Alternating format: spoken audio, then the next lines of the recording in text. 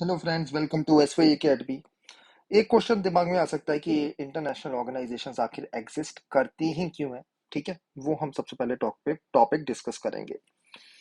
So read the two cartoons on this page. Both the cartoons comment on the ineffectiveness of the United Nations Organisation usually referred to as UN. UN full form United Nations Organisation है, या United Nations भी कहते हैं।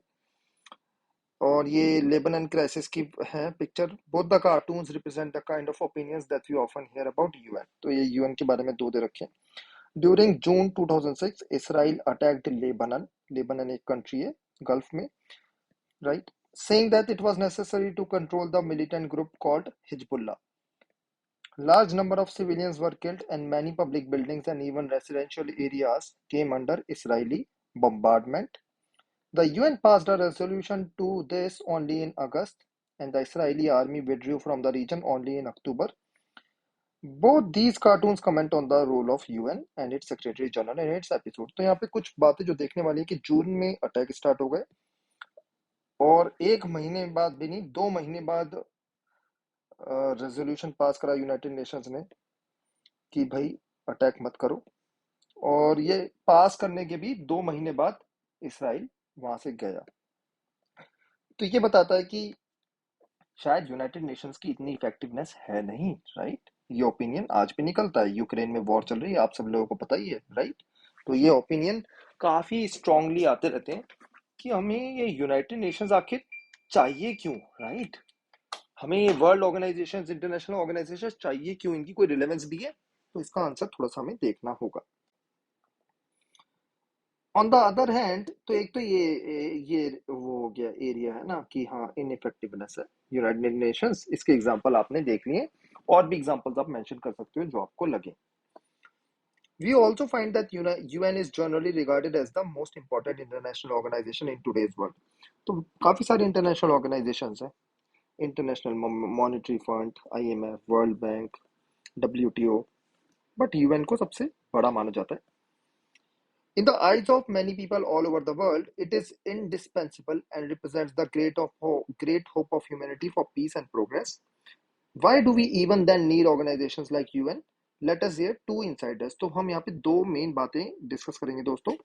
और जब भी कोई problem होती है, यूएन की तरफ ही लोग देखते हैं कि यही पीस एंड प्रॉस्पेरिटी लाएगा। काफी बार ला नहीं ला पाता, काफी बार लाता भी है। और जनरली क्या होता है कि गोलकीपर जो गोल मिस करता है उसी से उसे जाना जाता है। तो यूनाइटेड नेशंस की भी जहाँ पे वो इनइफेक्टिव रहता है वहां पे लोग उसे ज्यादा देखते हैं, जहाँ इफेक्टिव रहता है वहां उसे ज्यादा लोग देखते भी नहीं है। ये कार्टून देख लेते हैं। That's what they say about the parliament to a talking shop. Does it mean that we need talking shops? तो दोस्तों बात ये है कि ये लेडी कह रही है कि यूनाइटेड नेशंस में जनरली क्या होता है, बातें होती है, बातें। इंडिया ने ये कहा, पाकिस्तान ने ये कहा, यूएसए ने ये कहा, चाइना ने ये कहा, राइट। तो लोग बोलते हैं बातें होती हैं यार, तो पार्लियामेंट में भी तो यही होता है, राइट।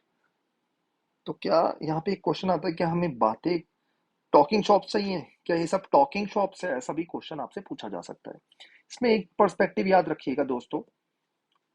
टॉक करना तो जरूरी है ही, या तो युद्ध से पहले होगा या युद्ध से बाद।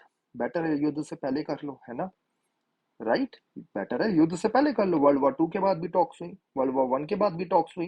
ट्रीटी ऑफ वर्स से ही आपको याद होगा, राइट। इंडिया पाकिस्तान का 1971 का युद्ध हुआ, उसके बाद हुई 65 के बाद टॉक्स हुई। तो टॉक्स तो होंगी ही आफ्टर वॉर, उसी से पीस आएगी। बेटर है टॉक्स पहले कर लो। तो यूएन इसके लिए एग्जिस्ट करता है। दो व्यूज हम देखते हैं यहाँ पे, और ये आपको अपने नोट्स में भी लिख लेना चाहिए। The United Nations was not created to take humanity to heaven but to save it from hell. ठीक है, ये डैक हमक्स जोल ने बोला है। यूनाइटेड नेशंस के सेकंड सेक्रेटरी जनरल थे, ठीक है। तो हमें हेवन पे नहीं ले जाएगा यूनाइटेड नेशंस, लेकिन हेल से बचाएगा। एक पॉइंट आप मेंशन कर सकते हो कि थर्ड वर्ल्ड वॉर तो नहीं हुई, राइट। थर्ड वर्ल्ड वॉर तो नहीं हुई। अब एक और चीज देख लेते हैं शशि थरूर के बारे में। टॉकिंग शॉप, यस, वो कहते हैं हाँ ये टॉकिंग शॉप है। There are a lot of speeches and meetings at UN. तो यूएन में बहुत मीटिंग्स स्पीचेस होती हैं, specially during the annual sessions of the general assembly. General assembly वो होती है जहाँ पे सारे नेशंस आते हैं, सब अपनी अपनी बातें करते हैं। But as Churchill put it, jaw jaw is better than war war. इसका मतलब है बातों से पहले कर लो वॉर से, जो मैंने अभी बताया। Isn't it better to have one place where all countries in the world can get together, bore each other something sometimes with their words rather than bore holes into each other on the battlefield? तो एक दूसरे को बातों से bore करना better है, ठीक है, कंपेयर टू कि आपने गोले तोप मार मार के बोर होल्स बना दिए, कंट्री के होल्स बना दिए। ये शशि थरूर कह रहे हैं। ये आपको भी याद कर लेना चाहिए अपने नोट्स में, वर्ड टू वर्ड कॉपी करने की कोशिश करो।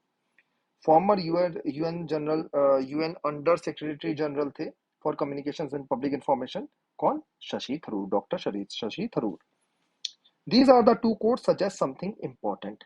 International organizations are not the answer to everything, but they are important. ये आपको याद रख लेना चाहिए कि सब चीजों के आंसर आपको यूनाइटेड नेशंस नहीं देगा, पर ये जरूरी है। फाइनली आप वहीं जाओगे। International organisations help with matters of war and peace. War और पीस में हेल्प करते हैं। They also help countries cooperate to make better living conditions for all of us. तो कुछ कुछ डिसीजंस की वर्कर के राइट्स क्या होने चाहिए, वुमेन के राइट्स क्या होने चाहिए, प्रेग्नेंट वुमेन के राइट्स क्या होने चाहिए, बच्चों के राइट्स क्या होने चाहिए, जेलों में थर्ड डिग्री नहीं अपनानी चाहिए। ये सब जो अच्छी अच्छी चीजें हैं, ये सबसे पहले यूएन के चार्टर्स ही होते हैं, फिर बाकी कंट्रीज इंप्लीमेंट करते हैं वन बाय वन। ठीक है, ह्यूमन राइट्स ऑर्गेनाइजेशन होनी चाहिए। ये सब बातें भी यूएन से आई हैं। ठीक है, भारत भी इंप्लीमेंट कर रहा है टाइम टू टाइम, 20 साल बाद 30 साल बाद, लेकिन कर रहा है। बाकी कंट्रीज भी कर रहे हैं, बट कर रहे हैं। ठीक है, इवन अथॉरिटेरियन रिजीम्स भी कर रही हैं गल्फ में, है ना, काफी ज्यादा, डिस्पाइट ऑफ द फैक्ट कि काफी ज्यादा उनमें ट्रांसपेरेंसी नहीं है। Right. Countries have conflicts and differences with each other.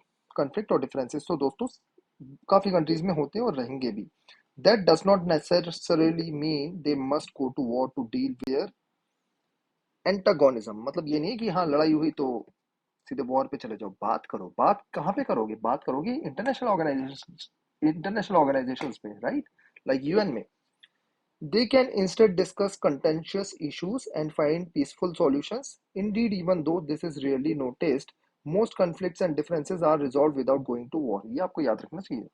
India China में बहुत इश्यूज हो रहे हैं, लेकिन वॉर पे तो नहीं गए इतने सालों से, राइट। इश्यूज रिजॉल्व कर रहे हैं, बातचीत हो रही है। Correct. The role of an international organisation can be important in this context. तो यहाँ पे काफी ज्यादा इंपॉर्टेंट हो जाता है।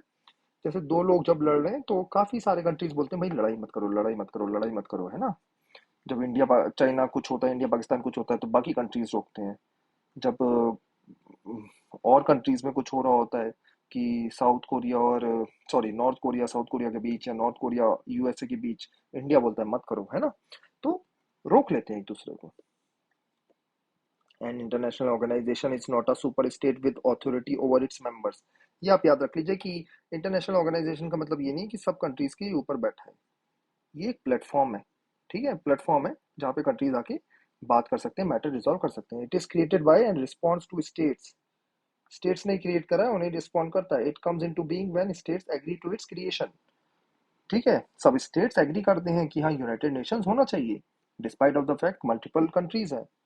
Once created it can help member states resolve their problems peacefully. Right, तो स्टेट्स ने क्रिएट करा है, सिंस उन्होंने क्रिएट करा है तो ये वो बात मानते हैं। ज्यादातर स्टेट समझते हैं कि शॉर्ट टर्म डिसीजन नहीं, लॉन्ग टर्म डिसीजन लेने चाहिए। आज अगर हम कुछ गलत करेंगे तो वो याद रखा जाएगा, आगे भी हमारी बदनामी होगी।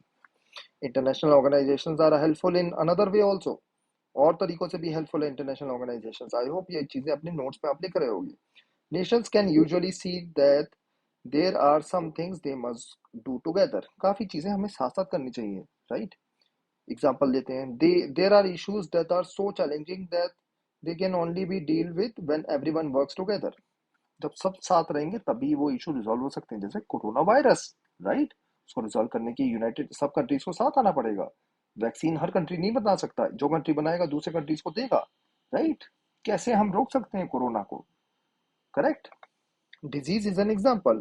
Some diseases can only be eradicated if everyone in the world cooperates in inoculating or vaccinating their population. जैसे स्मॉल पॉक्स पूरी दुनिया से भगा दी गई है क्योंकि सब कंट्रीज ने कोऑपरेट करा। पोलियो को भी भगा ही रहे हैं, और वैक्सीनेशन करना जरूरी है।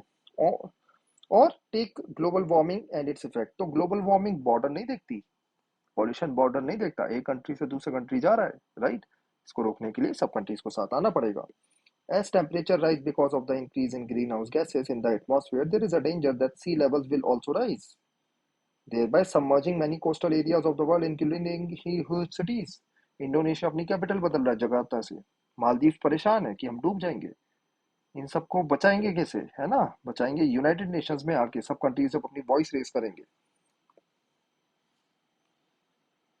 Of course each country can try to find its own solution to the effects of global warming. हाँ दोस्तों, हम अपना सॉल्यूशन निकाल सकते हैं, बट अपना सॉल्यूशन इफेक्टिव नहीं रहेगा। इंडिया कुछ कहे कि ठीक है मैं ग्रीन हाउस गैस पे कंट्रोल करूंगा, ये करूंगा वो करूंगा, बाकी कंट्रीज कुछ कर ही नहीं रहे, तो कुछ नहीं होने वाला उससे, है ना? Right. But in the end, a more effective approach is to stop the warming itself. This requires at least all of the major industrial powers to cooperate. Tsunami आ गई, सारे नेशंस को कोऑपरेट करना पड़ेगा, वार्निंग बतानी पड़ेगी कि हाँ सुनामी आ रही है। राइट। ऐसी अगर सुनामी बताई गई होती 2004 के टाइम में, तो इंडिया में इतनी तबाही नहीं होती। Right. Unfortunately recognising the need for cooperation and actually cooperating are two different things. तो सब कंट्रीज मानते हैं यूएन होना चाहिए, यूएन होना चाहिए, लेकिन उसकी बात मानना हर किसी के बस की बात नहीं है, और मानता ही नहीं। Nations can recognize the need to cooperate, but they cannot always agree on how best to do so, how to share the cost of cooperating, how to make sure that the benefits of cooperating are justly divided, how to ensure that others do not break their end of the bargain and cheat on an agreement। तो ये issues कुछ कुछ आ जाते हैं कि हाँ cooperate तो करना है, बट हमेशा क्या कॉपरेट करना आसान होता है? यूनाइटेड नेशंस की बात माने तो वो तो बोल रहा है कि कश्मीर में वो करा दो भैया वोटिंग। इंडिया कैसे मान लेगा ये वाली बात? राइट। ये तो सिर्फ इंडिया ही समझ सकता है कि क्या प्रॉब्लम्स है, इंडिया का पार्ट था वो। करेक्ट। तो हर चीज पे तो यूनाइटेड नेशंस की नहीं मानी जा सकती। रशिया तो परेशान था भैया ये कि हमारे पे कब्जा कर लेंगे, हमारे आसपास ये नाटो बढ़े जा रहा है बढ़े जा रहा है, तो यूनाइटेड नेशंस की वो बात कैसे मान ले? उसके बाद और एग्जांपल्स आप देखिए, सब कंट्रीज पॉल्यूशन रोकने के लिए कर दें कि भैया कोल बिल्कुल नहीं जलाना, पेट्रोल आज से बंद, ऐसा कुछ बना दें। ऐसे तो इंडिया का डेवलपमेंट ही नहीं होगा, डेवलपमेंट रुक जाएगा। बाकी कंट्रीज तो ऑलरेडी डेवलप्ड है, जैसे बाहर वेस्टर्न कंट्रीज हैं, ये सब तो डेवलप्ड है, ये तो ठीक है मूव कर सकते हैं सोलर एनर्जी पे, इलेक्ट्रिक व्हीकल्स पे। इंडिया कैसे मूव करेगा? इंडिया में तो गरीब पॉपुलेशन है, हमारे पास तो खाने पीने को नहीं है, इलेक्ट्रिक व्हीकल्स क्या लेंगे? राइट। तो हर जगह हम कोऑपरेट नहीं कर सकते। राइट। तो ये चीज है, और सामने वाला चीट नहीं करेगा, डेटा अपना छुपा ले। China, Saudi Arabia, north Korea, Russia अपना डेटा छुपा लेते हैं। वेस्टर्न कंट्रीज अपना डेटा अलग अलग तरीके से बताते हैं, हमें समझ में ही नहीं आता। तो ये प्रॉब्लम्स कुछ कुछ भी है। An international organisation can help produce information and ideas about how to cooperate.